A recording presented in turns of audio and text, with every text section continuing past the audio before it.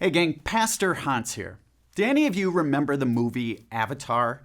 In that movie, if you remember, there was the Marine, Jake Sully. He's a paraplegic who has a military assignment. It's to gather intel by using an avatar identity.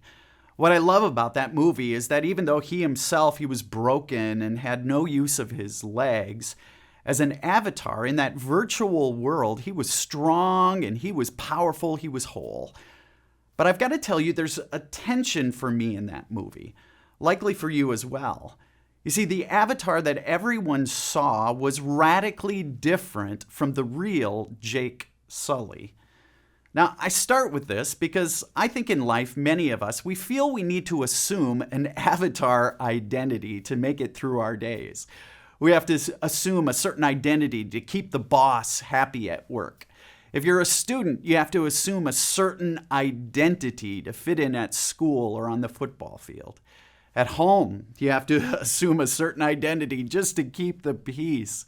Or maybe on social media, there's still another identity I feel I need to assume in order to keep up appearances. And let's be honest. All of this image management, it's exhausting. And for most of us, it creates this gap, a gap between who I really am and what I portray to the world. Now, there's a Latin phrase that speaks to the image management that most of us take part in on a daily basis. The phrase goes like this: es quam videre, which means to be rather than appear to be. To be rather than appear to be. Now, I don't know about you, but I don't know that God created us with the idea that there should be a gap between who I really am and what I portray. And honestly, I think most of us don't want to project an avatar version of ourselves, especially when, like Jake Sully, my internal world, the real me, sometimes feels broken. Across from a church in downtown Dallas, there was this old dilapidated, boarded up YMCA building.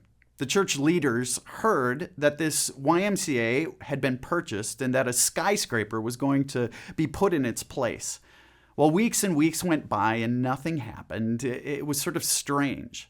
An occasional worker would come and go, but nothing changed for weeks that led to months. Then one day, the church leaders were notified that that old building was coming down. At just the right time, there was sort of a muffled explosion, and slowly the walls of that old YMCA, they began to crumble, the bricks began to crack, and finally the whole thing fell in on itself, leaving a pile of dust and rubble.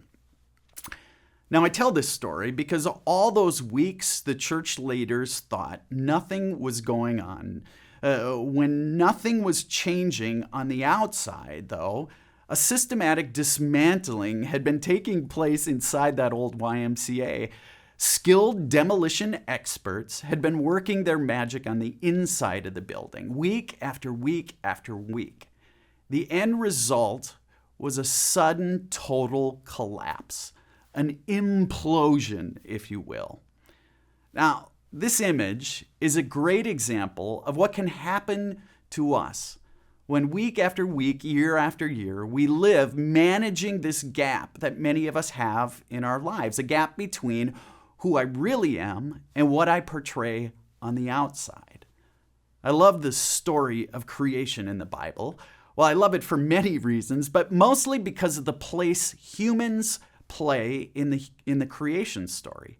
The story of creation, it builds and builds, God creating first light and darkness, sky and land, then palm trees and maple trees, then birds and fish, and on to anteaters and aardvarks.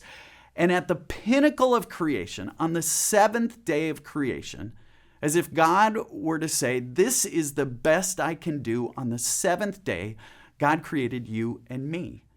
And guess what God said about you and me? In Genesis chapter 1, he says, so God created human beings, making them to be like himself. God modeled us after God's own self. And then God said something God had never said before. These creatures, God said, these are very good. You see, God doesn't make junk. That's how God feels about you and me. So today, would you do this? Would you pause? Put down that avatar, that image, save yourself all that energy, and remember what God thinks of you.